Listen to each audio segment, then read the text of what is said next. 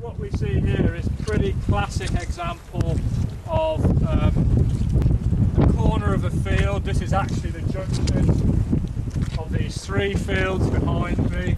We have two gates, there's a lot of cattle traffic through here. There's a lot of water movement off the fodder field that we've just been talking about. We're down to the glade horizon in the soil, so the soil beneath here is, for all intents and purposes, it's impermeable, it's practically impermeable, and any standing water, or any rainfall rather, stands as water. The problem is exacerbated because the soil is compacted by the heavy cattle traffic. In addition, there's a lot of manure added to the soil to these areas, and so as you can see, we have this massive poaching of the soil. This soil really has lost all its structure. As I say, no water will infiltrate, or very water will infiltrate. Nothing's going to grow here, probably until next spring, particularly if there's additional cattle or other livestock moving over this. And of course, when any water flows from upslope, if it has the energy, it's going to entrain this readily mobile, readily entrainable sediment and the associated nutrients and carry it, a good way down towards our channel. So the problem we have here is really one of location of gates, location of where we move the landscape, which is of course something that can be addressed by careful management of field boundaries and such. But is in some ways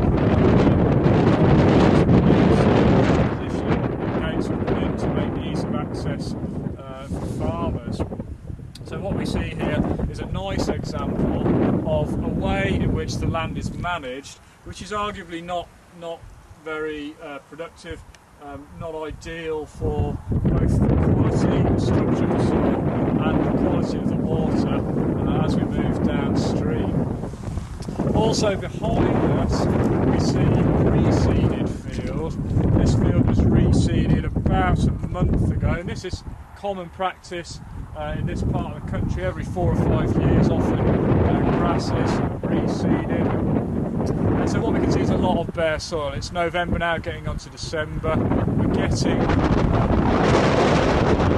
from runoff events. Of course, the problem with this is we don't have a good coverage of ground by the grass sward at all. It's not as bad in these as in these poached areas, but it is bad enough to promote not only more runoff, but also, of course, more entrainment and sediment that runoff occurs over the very bare ground.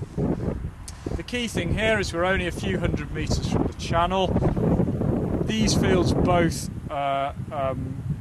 border the channel, so of course any flow paths that are activated carrying any sediments and nutrients along these fields don't have far to travel until they're in the first order of our channel network, wherein problems such as eutrophication, of course, can become quite significant.